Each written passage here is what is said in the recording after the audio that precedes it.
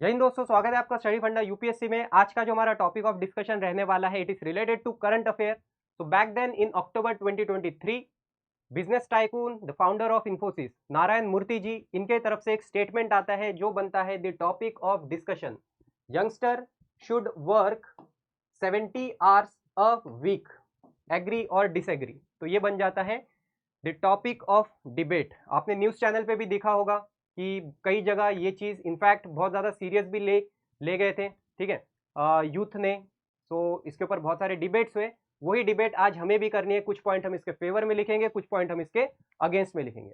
Topic जो है बहुत ज़्यादा डिफिकल्ट नहीं है। अगर आप भी सोचोगे तो आप अपने मन से भी लिख सकते हो, बट यहाँ पे जो हम आंसर देखते हैं उससे हमें एक ये आइडिया आता है कि कौन से पॉइंट कौन से पॉइंट को किस तरीके से फ्रेम किया जा सकता है।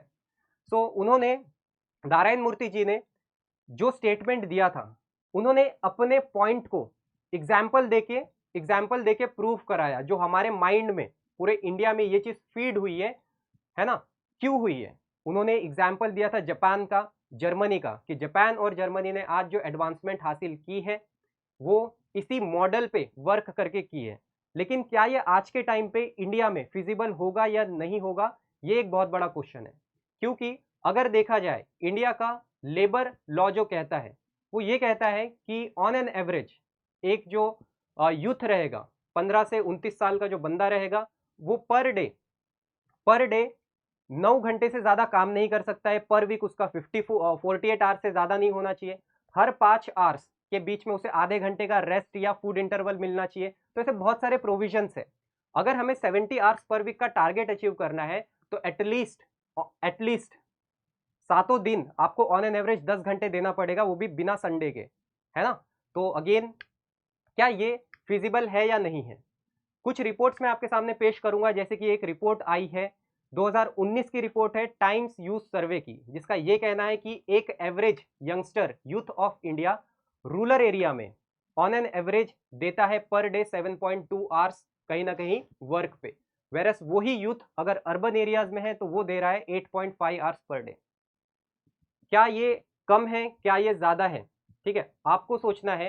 एज अ स्टूडेंट भी अगर मैं ये बात करूं तो देखो, यूपीएससी एस्पिरेंट है हम सभी। एक आपने यूपीएससी सिविल सर्विस एस्पिरेंट को भी देखा होगा, वो भी यही कहेगा कि यार मैं डेली के 8 से, कोई 8 घंटा पढ़ता है ऑन एन एवरेज, कोई 14 घंटा भी पढ़ लेता है। लेकिन जो 14 घंटा पढ़ता है, 10 घंटा पढ़ता है, क्या वो पूरे साल भर 10 घंटे देता है क्या। जो भी टॉपर्स के हम इंटरव्यू देखते हैं, या वो बस एग्जाम के 2 महीने पहले फुल डेडिकेशन दे देता है, ठीक है। तो इससे हमें ये पता चलता है कि लॉन्ग टर्म में किसी एक ही चीज पे 10 घंटे 12 घंटे कंटिन्यूसली स्टिक रहना वो फिजिबल नहीं है। आप सोच रहे होगे, ये भी एक क्वेश्चन आ सकता है, बिल्कुल आना चाहिए, कि पढ़ाई को हम वर्क के साथ कैसे रिलेट कर सकते हैं, क्यों नहीं कर सकते हैं, ठीक है। पढ़ाई is no less than a full time job, ठीक है, फुल टाइम जॉब से वो कम नहीं है। Only difference is that only difference is that कि यहाँ पे पढ़ने में आपको कोई पैसे नहीं देता है, लेकिन काम करने के लिए आपको सैलरी मिलती है ना। लेकिन क्या हमारे डिवोशन में, क्या हमारे टाइम डेडिकेशन में, हमारे हार्डवर्क में कुछ कमी है? नहीं है। क्या पढ़ते टाइम हम कुछ स्किल्स गेन नहीं करते हैं क्या? बिल्कुल करते हैं। ओके, सो एक चीज हमें यही समझ में आती है कि जो 70 आवर्स पर वीक का मॉडल है या 10 घंटे पर डे का मॉडल है, ये लॉन्ग टर्म में तो सस्टेनेबल नहीं है। क्यों? बंदा जो भी है, ठीक है, काम करने वाला जो बंदा है, उसकी मेंटल लाइफ क्या रहेगी, उसकी पर्सनल लाइफ क्या रहेगी, उसकी वर्क लाइफ क्या रहेगी, क्या वो अपनी पर्सनल लाइफ वर्क लाइफ को बैलेंस कर पाएगा या नहीं कर पाएगा। हम being a CAPF aspirant, CISF क्यों हमारी प्रायोरिटी है? Work life balance, right. लेकिन क्या पैरामिलिट्री फोर्सेस वाले आपको क्या लगता है, या अगर स्टेट पुलिस भी ले लेते हैं, क्या वो दिन के 10 घंटे काम करता है या दिन के 7 घंटे काम करता है या 12 घंटे भी काम करता है? पुलिस का अगर जॉब देखते हो, so it is one of the toughest and hectic task, ठीक है। छुट्टी का कुछ प्रोविजन नहीं, कब मिलेगी पता नहीं, 12-12 घंटे की शिफ्टें होती है। रिजल्ट, क्या रिजल्ट निकलता है उसका? Mental exhaustion, stress level increase होना, डिवोर्स रेट बढ़ना, ठीक है, सुसाइड रेट बढ़ना, या जॉब से क्विट कर देना। तो ये सारे उसके एक नेगेटिव आउटकम्स निकलते हैं, right. Will stick to our topic के ऊपर हम स्टिक रहेंगे, क्योंकि हमें तो फेवर भी देखने हैं, हमें डिसएडवांटेजेस भी देखने हैं, अगेंस्ट के पॉइंट्स भी देखने हैं। तो हम इसमें ये कह सकते हैं कि अगर से, इमेजिन करो, बात हो रही है अगर यूथ की, अगर से यूथ अपने अर्ली लाइफ के कुछ दिन स्टार्टिंग का अगर अपना फेस इतना 70 आवर्स पर वीक मॉडल पे अगर काम करता है तो आप सोचो उसकी एफिशिएंसी, प्रोडक्टिविटी फ्यूचर में कितना उसका मेंटल, जो हम कहते हैं ना कि यार उसकी मेंटालिटी, ठीक है, वो कितनी स्ट्रांग होगी, उसका डेडिकेशन कितना स्ट्रांग हो सकता है, क्योंकि अर्ली लाइफ में अगर जितना आप हार्ड वर्क करते हो उतना ही रिजल्ट आपको एंड में मिल सकता है। तो एक पॉइंट ये हो गया। But at the same time negative impact क्या है भाई, इसी अर्ली लाइफ में, ठीक है, उसे जो दूसरा एक्सपोजर भी मिलना चाहिए उससे वो बहुत ही पीछे रह जाएगा। Friends life, family life, personal life उसकी कुछ नहीं रहेगी। हमने देखे हैं बहुत सारे लोग जो बस काम में बिजी रहते हैं, सिर्फ पढ़ाई में बिजी रहते हैं, लेकिन जब फिजिकल एक्टिविटी या बाहर पब्लिक डीलिंग आती है तो वहां पे उनके पास कुछ जवाब नहीं होता है। तो कुछ पॉइंट फेवर के, कुछ पॉइंट अगेंस्ट के। और एक मुझे रिपोर्ट याद आती है, रिपोर्ट नहीं, अगर मैं इंडिया के ही लेबर लॉ की बात करूं तो इंडिया का लेबर लॉ क्या कहता है कि जो इंडिया का जो वर्किंग पॉपुलेशन है, ठीक है, वो ये कहता है कि एक जो हमारा लेबर रहेगा वो पर डे 48 आवर्स से, sorry per week 48 hours breach नहीं होना चाहिए। 48 आवर्स से ज्यादा वो काम नहीं कर सकता है, ठीक है, अगर करता है एक्सेप्शनल केस में वो 54 आवर्स तक भी जा सकता है पर वीक। पर डे 9 आवर्स के ऊपर अलाउ नहीं करता है, एक्सेप्शन केस में अलाउ होता है। हर 5 घंटे के इंटरवल के बाद उसे हाफ आवर का रेस्ट होना चाहिए या मील ब्रेक होना चाहिए। तो ये सारे प्रोविजंस है। तो ऐसा प्रोविजंस अगर हम 70 आवर्स पर वीक का मॉडल भी अपनाते हैं तो वो भी उसे वायलेट करेगा। साथ ही साथ आप चाहो तो इस टॉपिक को कॉन्स्टिट्यूशन से भी रिलेट कर सकते हो कि हमारी राइट टू हेल्थ का क्या, ठीक है, राइट टू मेंटल पीस का क्या है ना। तो ऐसे बहुत सारे पॉइंट्स हैं जो हम देखेंगे अब, कुछ पॉइंट्स फॉर में, कुछ पॉइंट अगेंस्ट में। So we have the topic young Indians should commit to work 70 hours per week. ठीक है, अब यहाँ पे इंट्रोडक्शन क्या हो सकता है, सबको पता है करंट अफेयर रिलेटेड टॉपिक है, ठीक है, तो आप वो बता सकते हो कि ये टॉपिक क्यों करंट अफेयर में था, ठीक है, क्यों हम इसके ऊपर डिस्कस कर रहे हैं। क्योंकि मैं नहीं समझता, अगर यहाँ पे कीवर्ड देखा जाए तो कीवर्ड है यहाँ पे young population, then 70 hours per week. अब आप क्या 70 आवर्स पर वीक को तो हम डिस्क्राइब नहीं कर पाएंगे, सबको समझता है उसमें डिस्क्राइब करने जैसा कुछ है नहीं, तो हम इसे स्टार्ट करेंगे क्यों ये न्यूज में था। So it was in news because the Infosys founder Narayan Murthy suggested 70 hours per week to improve the India labour productivity. ठीक है, उनके रैशनल भी सुनने हैं, ऐसा नहीं कि कुछ भी स्टेटमेंट दे दिया, उन्होंने कुछ रैशनल्स दिए थे, उस बेसिस पे उन्होंने कहा है कि हमें इंडिया के लेबर प्रोडक्टिविटी को इनहांस करनी है, कॉम्पिटिटिवनेस बढ़ाना है। He emphasised the need to improve India labour productivity, citing Germany और जापान का एग्जाम्पल देके उन्होंने अपने स्टेटमेंट को कहा था। तो कुछ पॉइंट हम फेवर में लिखेंगे। सबसे पहला पॉइंट हम क्या लिख सकते हैं, दैट अगर से 70 आवर्स पर वीक इंडिया का यूथ काम करता है, so it would help in building a strong work ethic and discipline. How long hours can instill a strong work ethic, a valuable trait in any career. Youngster who push themselves in early may be more likely to develop the dedication and perseverance needed for the long term success. ठीक है, long term success जैसे कि मैंने बताया था कि अगर early life में है ना, होता है ना, इसको देखो मैं आपको हमने जो लाइफ जिए उसके हिसाब से मैं बताऊंगा कुछ एग्जांपल्स। आप सोचो कि एक बंदा होता है 12वीं में वो आईआईटी जेईई की प्रिपेयर करता है, पहले अटेम्प्ट में आईआईटी क्लियर, ठीक है, देन फिर वो इंजीनियरिंग में टॉप कर जाता है, अच्छा पैकेज लग जाता है, फिर वो भी क्विट करके यूपीएससी में आता है, यूपीएससी में भी अच्छा रैंक आ जाता है, पहले अटेम्प्ट में क्लियर, ठीक है, देन वो वहां भी छोड़ देता है, फिर वो खुद की कंपनी स्टार्ट करता है ना। सो एक बार हमें वो उस चीज को अगर हम एक्सपीरियंस कर लेते हैं तो उससे हम कभी फिर बैकआउट नहीं करते हैं, ठीक है, वो चीज कभी हमसे बाहर नहीं होती है, राइट। तो ये सारी डेडिकेशन हम अर्ली लाइफ में सीख सकते हैं अगर से हमारा डेडिकेशन, हमारा डिसिप्लिन, हमारा जो वर्किंग एथिक्स है, ठीक है, ये अगर इसकी फाउंडेशन अगर मजबूत हो तो उसमें हेल्प कर सकता है। सेकंड है catching up in competitive field. ठीक है, कॉम्पिटिटिव फील्ड में आप अगर आपको कंपटीशन में रहना है तो वहां पे हमें हेल्प कर सकता है। How some industries like finance और tech startups may require long hour to keep pace with demanding workloads. A 70-hour week could help young professionals stay competitive in this field. तीसरा पॉइंट हमने ये लिखा है कि इससे it will help in building a network and reputation. How extra hours can provide more opportunities to contribute to projects, interact with senior colleagues and build a strong network within a company. Points बहुत ही simple से बहुत ही clear है। Then we have fast track learning. Fast track learning, ज़्यादा दिन अगर आप काम के ऊपर ध्यान दोगे तो बहुत ज़्यादा चीज़ें भी आप सीखोगे, ठीक है, जल्दी आप चीज़ें सीखोगे। So early career can be a period of intense learning. A 70-hour work week allows young professional to gain experience quickly, potentially accelerating their path to leadership positions. And lastly, हमने एक important point यहाँ पे mention किया है। बहुत सारे point आप बहुत सारे points हो सकते हैं कि interlink करें, लेकिन हर एक में जो हमारा point और हर एक point में हमारा जो intention है वो एक अलग-अलग different aspect को cover कराता है। Opportunities for skill development, it's not essential to dedicate the full 70 hours exclusively। ठीक है, पॉइंट बहुत इंटरेस्टिंग है।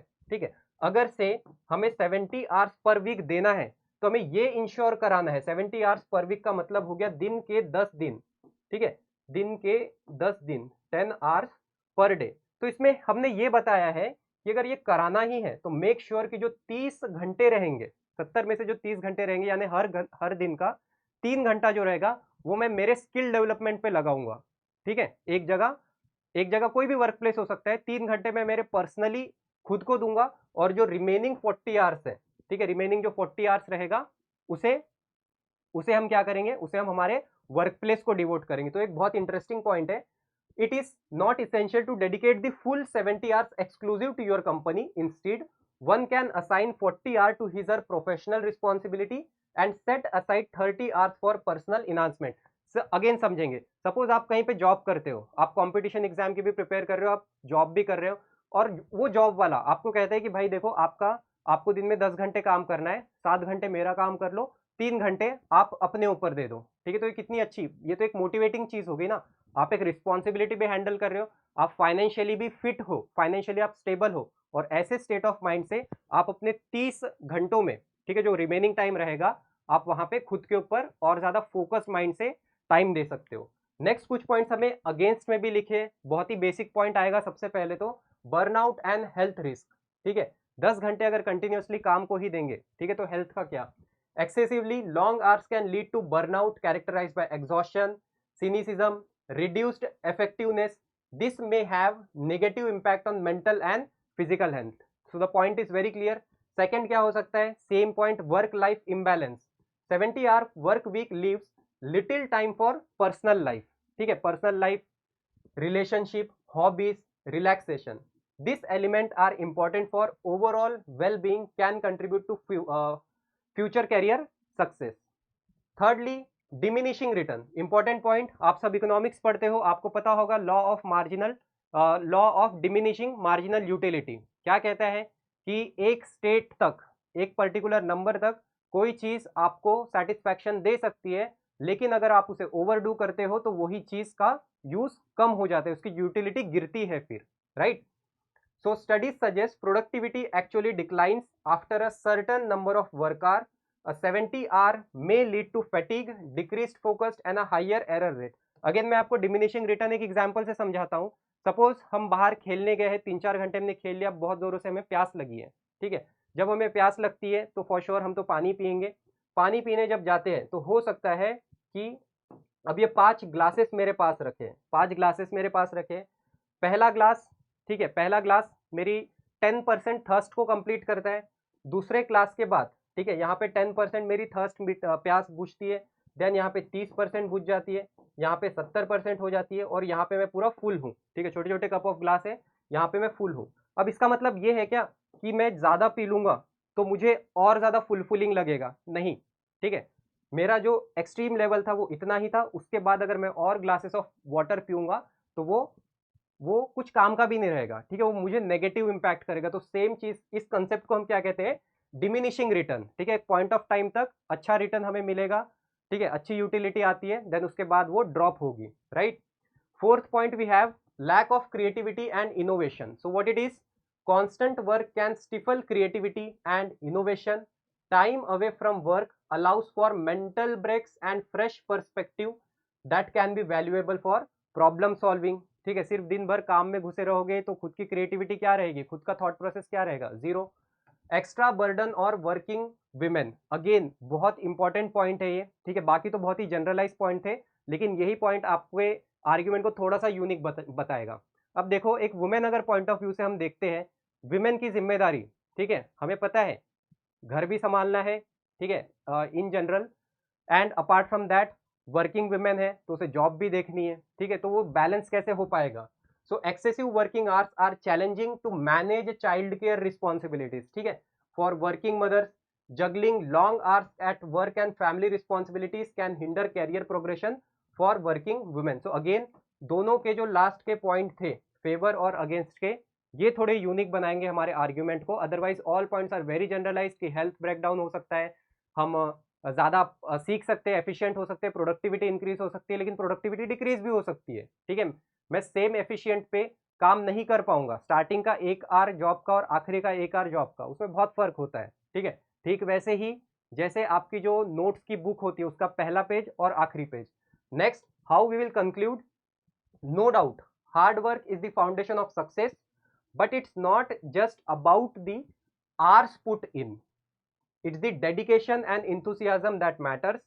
The goal should be, ultimate goal क्या होना चाहिए? The goal should be work fulfilling, हमारा काम जो है वो फुलफिल होना चाहिए, and not physical mental exhaustion, also maintaining a health work and personal life, ठीक है। तो जो भी डिसीजन हो हमें उस तरीके से लेना है कि work as well as personal life, mental state, ये सभी बैलेंस्ड होना चाहिए। So that is all in this class. एक बहुत ही अच्छा टॉपिक था, आपके कहने से ये टॉपिक मैंने लिया है।